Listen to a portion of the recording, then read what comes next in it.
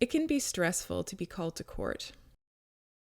If you have been subpoenaed or called to court as a witness or victim of a crime, it is very normal to feel anxious.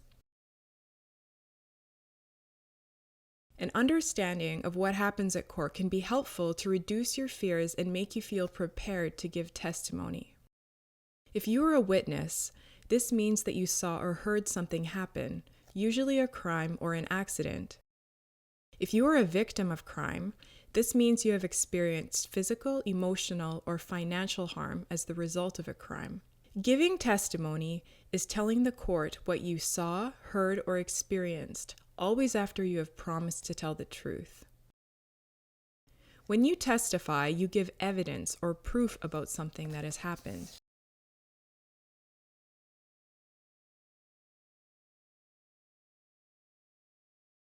As you get ready to go to court, there are a few people you are likely to meet. The first person you will meet will probably be the Crown Witness Coordinator.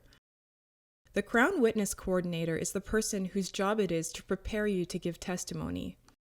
They are the ones who contact victims and witnesses, explain the court process, and provide practical support.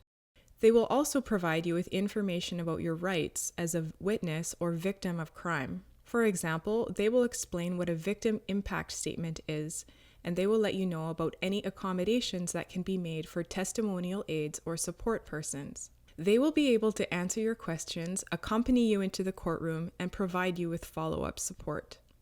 Another person you will meet is the Crown Prosecutor. Crown prosecutors are lawyers who prosecute criminal cases. They are not your lawyer. They work for the government, and it is their job to try to convince the court that a crime has taken place. You will likely meet with them before the court date. If you have given a statement, recording, or interview to the police, they will likely review that statement with you. At some point, you may also meet with a community justice outreach worker or a Nunavut victim services worker. The Community Justice Outreach Worker, or CJOW, can provide you with general information or referrals to support services and can help you to apply for the Victim Travel Support Program. Depending on the circumstances, a Nunavut Victim Services Worker may also be available to provide support before, during, and after the trial, and can give you options for victim care programs and services in your home community.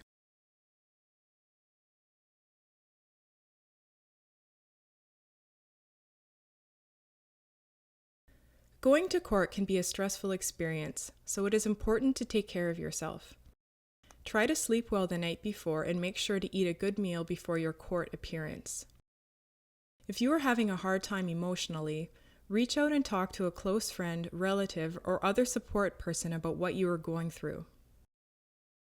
Just before you are scheduled to appear in court, you will probably meet again with the Crown Prosecutor and Crown Witness Coordinator to go over your testimony. Your Crown Witness Coordinator will also remind you about the rules of court. For example, no hats, no cell phones or electronics, no eating or chewing gum, and no speaking until you are called to give testimony.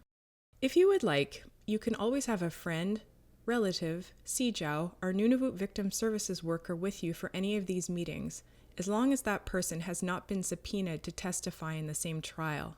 Having someone you know there that can support you during this process can make things much easier. If there is something that you don't want this person to hear, you can talk about this with the Crown Prosecutor or Crown Witness Coordinator, and they can ask them to leave for that part of the meeting. Before you are actually called to give testimony, you might have to wait in a different room or a separate waiting area. This will be explained to you by the Crown Witness Coordinator or court worker. Waiting could take a while, so it might be a good idea to bring a magazine and some snacks and to wear comfortable clothing. If possible, arrange for a babysitter to watch your kids for the day. If there will be other people attending court who you do not wish to see, then you can ask to wait in a separate area. When it is your time to give testimony, someone will come to get you.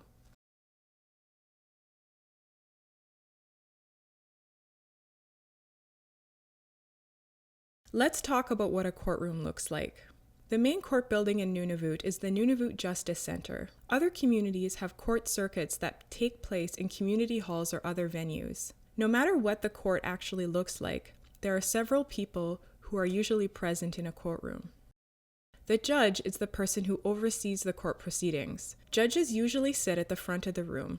It is their responsibility to listen to the witnesses, examine the evidence, hear the arguments of the Crown Prosecutor and Defense Counsel, and then make a decision about whether there is enough proof that a crime has been committed.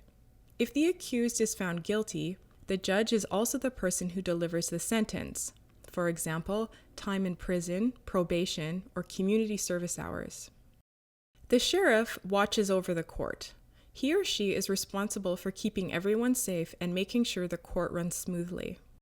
Sometimes, a case will be heard by both a judge and jury. A jury is a group of 12 people who are chosen from the community to hear the case along with the judge. Judge and jury trials are becoming more common in Nunavut.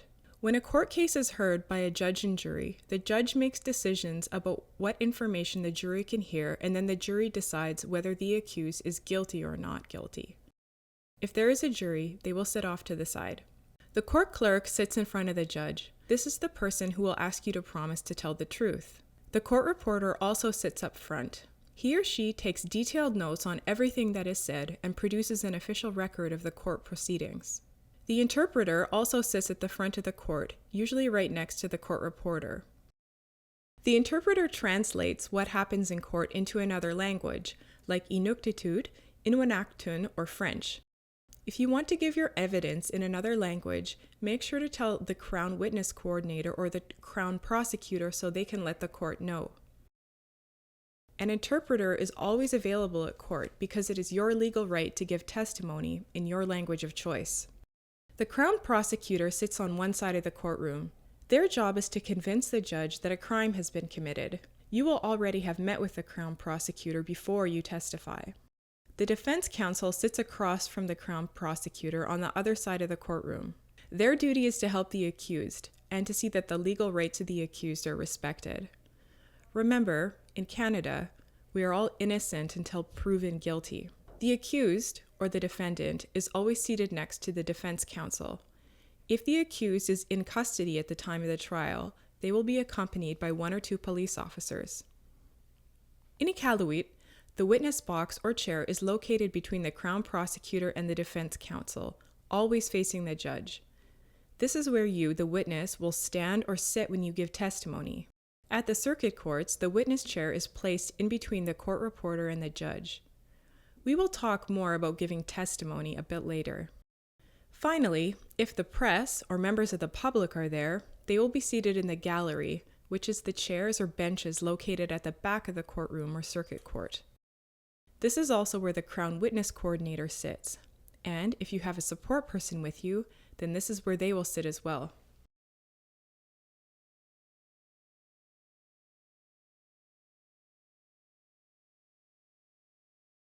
Let's talk a bit about how the Nunavut justice system works. When a crime is reported to the police will ask you to give a statement, which can be a written statement or a video or audio recording. This statement is sent to the Crown Prosecutor along with any other evidence that has been collected.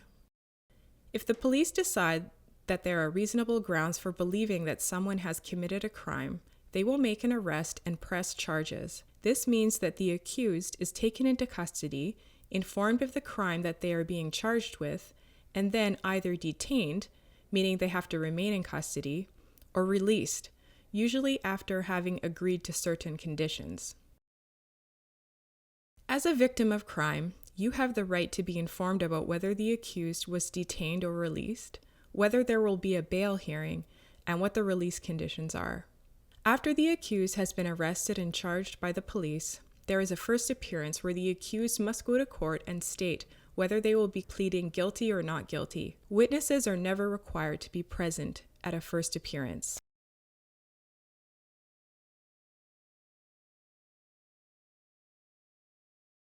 After the first appearance, the Crown Prosecutor will decide whether or not there is enough evidence to prosecute the case. If the Crown Prosecutor decides to prosecute the case, then there may be a preliminary hearing. This is only for serious crimes.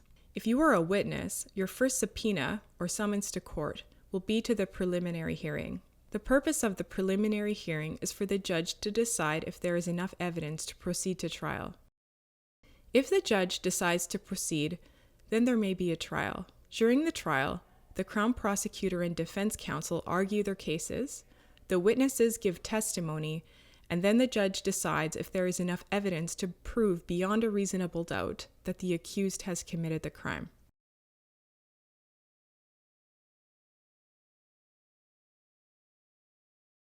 Let's talk a bit about testimony. If you have been subpoenaed as a witness, it is your legal obligation to give testimony. This is because your testimony is evidence. In a trial, every piece of evidence is important because the judge needs to have as much information as possible to be able to make a fair decision. Your testimony is important. Now let's talk about what actually happens when you give testimony. When it is your turn to go to the witness box to testify, someone will show you into the courtroom and direct you to the witness box. You will be required to swear on the Bible or promise to tell the truth, and you will be asked to speak into a microphone. The microphone is just there to take a recording of what you say. Giving testimony can be stressful. Try to stay calm, speak clearly, and answer the questions as truthfully as you can. It is okay to say if you don't know something, or to ask the judge for a break if you need one. Although you may be a bit nervous, try to speak as loudly as you can. Your testimony is important, and so it is important that everyone, the lawyers, the judge, and the court reporter, are all able to hear what you are saying. Just go at your own pace and ask questions if there is something you don't understand. If you are a witness for the prosecution, then the Crown Prosecutor is always the first person to question you. They will ask you questions that will help you to tell your story. This is called giving evidence. The defense counsel will question you after the Crown Prosecutor. They will ask clarifying questions to make sure they understand your story, and they may suggest to you that things happened in a certain way or even ask if you are remembering everything clearly. This is called a cross-examination or testing the evidence. When this happens, it is normal to feel upset, but it is important to try not to take it personally and to keep in mind that it is their job to challenge your credibility. Listen carefully, and if you disagree with what they are saying, then say so. After the Crown Prosecutor and the Defense Counsel have both finished asking you questions, you may be done testifying, or the Crown Prosecutor and Defense Counsel may question you a second time. The judge will take notes while you are giving testimony. They may also stop you and ask you some of their own questions to get a better understanding of what you are trying to say. If this happens, it doesn't mean that you have done anything wrong. Just stay relaxed, try to speak clearly, and answer the questions as best you can. Sometimes after you have already given testimony, you may be called back to court to give testimony a second time. This doesn't usually happen, but it is important to know that it is a possibility. Now let's talk about testimonial aids. Testimonial aids are things that you can request in order to make it easier for you to give testimony. For example, if you are a child or if you don't want to see the accused, you may be able to give testimony from another room on closed-circuit TV. Some people ask to give testimony from behind a screen. If you would like to use a testimonial aid, make sure to tell the Crown Prosecutor so that they can ask the judge before the trial. One more thing about giving testimony. If after the trial, the accused is found not guilty, then they get to go free. This can be upsetting, but it is important to remember that this does not always mean that the people in court don't believe your testimony or that they think the accused is innocent. It just means that there was not enough evidence to prove guilt beyond a reasonable doubt.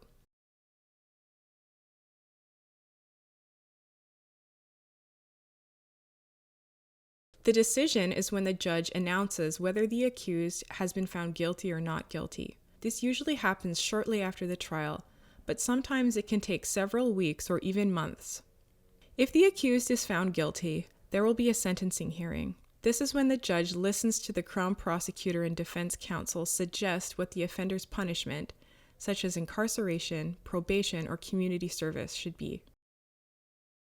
If you are a victim of crime and you have made a victim impact statement, then you have the right to read your statement to the judge and have the judge consider what you have said before they make the final decision. Victim impact statements are important because they allow for victims of crime to have a voice in the criminal justice system. Victim impact statements can be written documents, audio or video recordings, or even a drawing or poem. It is your opportunity to tell the judge the harm or loss you have suffered as a result of the crime and how this has affected you.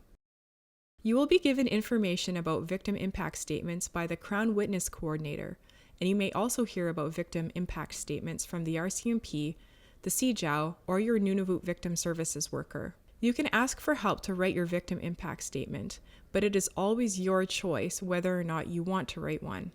If you do not feel comfortable reading your own statement, you can ask another person read it for you, or you can ask that it is not read out loud at all. The sentencing is when the judge announces the sentence. This might happen right after the sentencing hearing or on a different date.